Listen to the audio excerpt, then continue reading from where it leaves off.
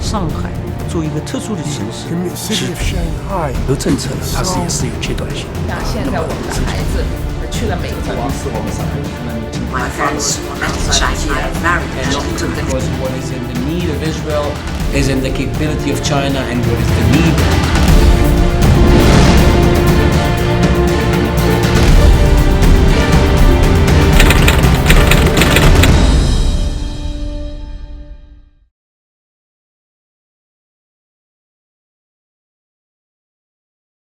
I've also heard about a little story about your name.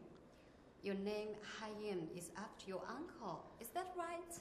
Yeah, well, Haim means in my language Hebrew. It means life, and it's a very difficult and interesting name because what is the life of a person? You give a baby a name Haim, but it was after my uncle, who was killed by the Germans when he was 13 with my grandparents, and so on During my father's World side, War II? right, on my father's side, we know death because of the Holocaust and the German tragedy and sad time. And on the Chinese side, it's the yin yang. We have death and then we have life. And Yeah, China gave sure. life to my mother, and therefore my name means a lot to me in terms of my great appreciation and love for life and not Yes. to death. I've heard that you have certain links with China. What was that story? Yeah, we all have long stories. Every person has a story in his life, the whole civilization. Yeah. You know, the Jewish people are ancient people of about 3,000 years, 3,500. China is about 3,000, 4,000 years of culture and heritage. But there's something of a bond between the two nations besides wisdom. Jewish people started to come to China out of persecutions and business probably in the 19th century. And Chinese people and government welcomed them. Yes. And they lived in Harbin and in Tianjin and Yes. in Chongqing and of course in Shanghai. My grandparents ran away from Russia due to persecutions. War arrived around 1915. Yeah. And my mother was born in Shanghai, Chapulu number 18. And so we all started with the fact that China saved my grandparents, China gave life to my mother, and therefore China indirectly gave life to me, which I'm very, very thankful.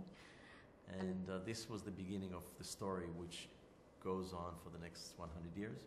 So, would you please tell us more about this story? Say, for example, how was the life? I mean, your grandparents, your mother, when they were here in China. Well, the story is what we were told is that life were difficult. In Chinese, you say "meyo." People did not have a lot of any money. They just lived very poorly but decently. They were honest Jewish neighbors and Chinese neighbors shared food, shared friendship, and that continued even in World War II and thereafter. So it means that human relationship in Chinese we say guanxi, right? It's like being together, respect each other, is the base for happy life, comfortable life. As we know, there are lots of Jews migrated to Shanghai during World War II. So, do you know any stories about this? We heard many stories while I was in Israel really? about that, and China saved probably more than 20,000 Yes. Jewish people that ran away and got visas. A lot of them by General Consul in Austria. Yes. Feng Shan is. Yeah. And he's a saint in a sense. Yes. Rescued his life. They came to Shanghai just like my grandparents lived in World War II, but that was difficult. It was Japanese and Chinese people suffered tremendously. Of course. So this was a Holocaust for China as well as the Jewish Holocaust. But somehow people prevail, and the Jewish people that lived here in Shanghai then afterwards left to the United States, to Australia, worldwide, with fantastic, good stories about their Chinese neighbors and the good heart. And that's what I encountered in 1985 when I came to China.